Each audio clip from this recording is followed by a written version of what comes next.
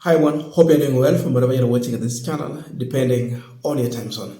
Now, the issues are coming from Nakuru County, where Susan Kihika is the county governor who has been away from the county and the country for quite some time. Now, the residents of Nakuru, of course, have been raising their concern about the governor missing.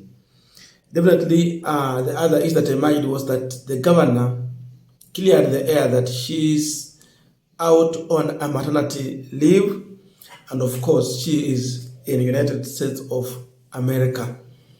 So, a Kenyan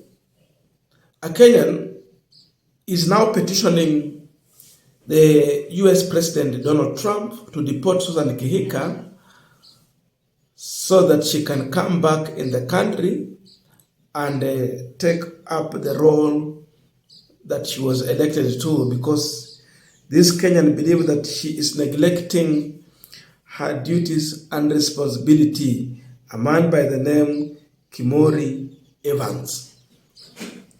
Now, Kimori Evans' views is not just his own view, it is the views of also many people in Nakuru County.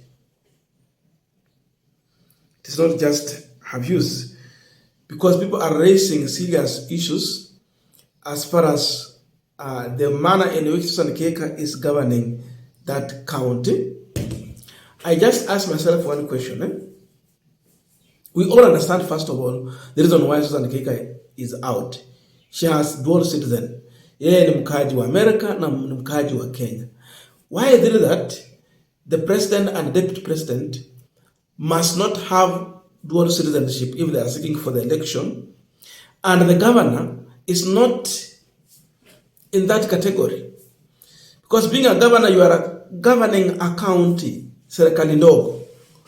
Why should you have a dual citizen when you want to govern a country? Yani ukiharibu inchi unaweza hamia kwingine. That is what it means. Why? We have to check on our laws. The same way the president and deputy president are treated, it should be the same way the governor and his or her deputy should be treated. Because, as we're speaking, the residents of Nakuru are complaining of lack of medicine and equipment in hospital. Mama wa Nakuru wanasema ya kwamba hao wanazalia kwa barabara kwa sababu kuna shida kubwa kwa hospitali. Lakini sasa Kihika yeye anaenda US, anazalia kule. Na yeye ndio governor hapa. Yeye ndiye ako na resources ya county. Alienda akafunga the War Memorial Hospital alafu akahama. Na hiyo ilikuwa inasaidia wananchi. Leo hii wanaumia. Kwa hivyo the Nakuru County is in a state of protest. Kabla boy village Nakuru County process out amala watu.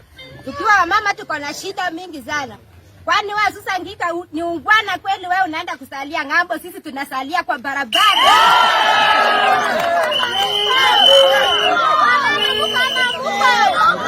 Tunalia sana, tunasalia barabara. Hospitali yetu hakuna madawa. Tunaambiwa tunaletewa na hakuna. The other issue that came out is that not even Nakuru deputy governor is the one in charge of the county. Instead, the person in charge is the county secretary. That is the person who has the mandate of the county. So the people are wondering, if the governor is out, why not the deputy who was elected? And who is the person to deputize the governor? Instead, we have the county secretary. That's something people are raising, and they cannot hold the county secretary into account because it's a appointee of the governor, but not the people. Ile voice tunasikiaga hapa, hii county yetu ni county secretary anaitwa Mwaura. Sisi tulichagua county secretary Mwaura. Tulichagua the governor na deputy governor. Deputy governor ako wapi? Kwa hivyo the worst case scenario tungesikia county governor, I mean the deputy governor akiongea on behalf of the governor. Naye governor wetu ameenda wapi? since last year. Lately hatujamuona. Ako wapi? Ako wapi? Sasa ndio tunateseka yote kwa sababu uongozi wa Excellency Susan Kihika imefail completely. Imeanguka completely. Ukienda all the 47 counties sana Kenya, hakuna county utakuta governor anaweza potea even 1 week. Wanaenda hata kama niyo Ulaya meetings na nini, wanarudi mara moja.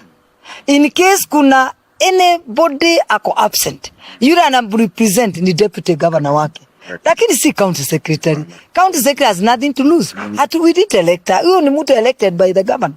Sio watu wa Nakuru wamemuelect. Kwa hivyo in short what I'm saying, Her Excellency Susan Kihika should resign. If she's not resigning, the MCAs should impeach her. If they don't impeach her, I'm going to take a vote of non-confidence on the floor at the Senate.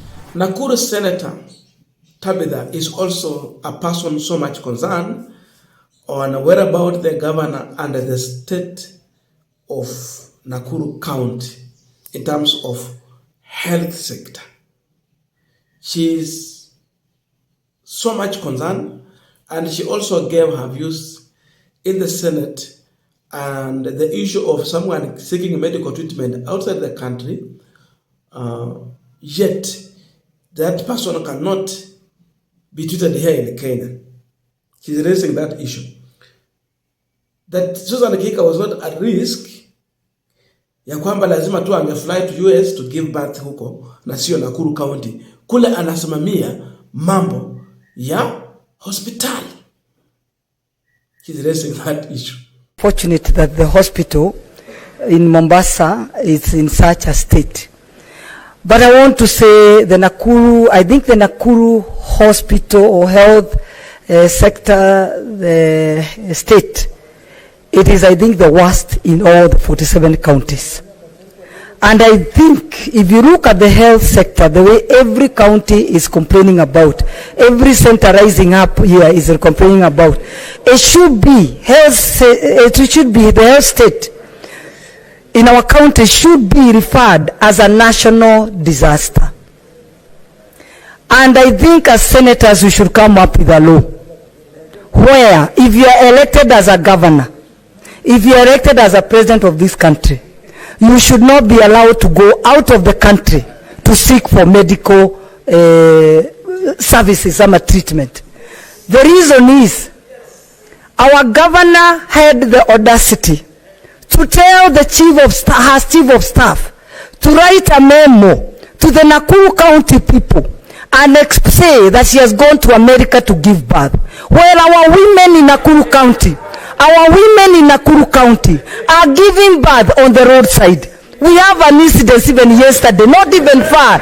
Yesterday, a woman from Kurusoi South, from Wamaro Ward, gave birth in the roadside. Women had to strip their clothes, shouting, say, you Susan, you are Excellency, our governor, you went to America to give birth, and you left us here in Nakuru County with no medical equipment.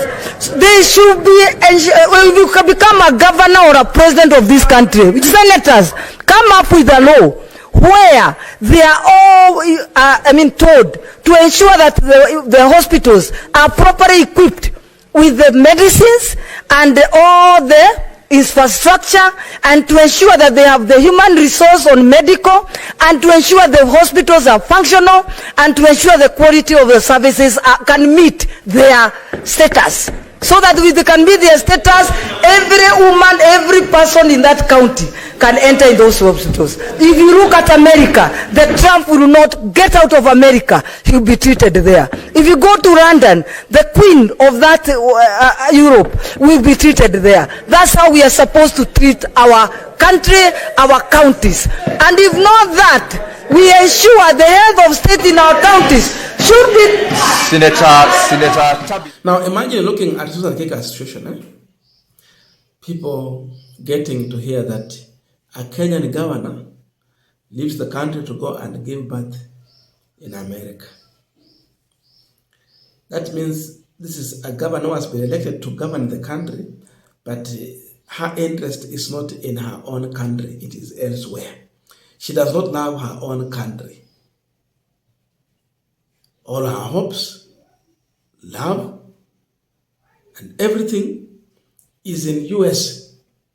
What kind of an image is being painted outside there? Wakenya wanapigia kura watu ambao hawapendi nchi yao. Mawazo yao na fikira na investment iko kwingine. Now, we have leaders who are coming out to defend Susan Kihika. Someone like Honorable Arama is also out. Anasema tuombee governor juu amezaa juzi. Hiyo ni maendeleo according to him. And he's asking the residents, don't keep on asking governor ameenda wapi. Just be aware that ameenda kuzaa. He's also condemning the men and he's saying this, I quote him, ukiona wanaume wakubwa wanauliza governor ameenda kuzaa wapi, it is funny and shameful. That's according to Arama. Mkianza kuuliza governor na mnajua yeye alienda maternity leave, itakuwa ni mzuri tulete siasa kweli ati ameenda wapi?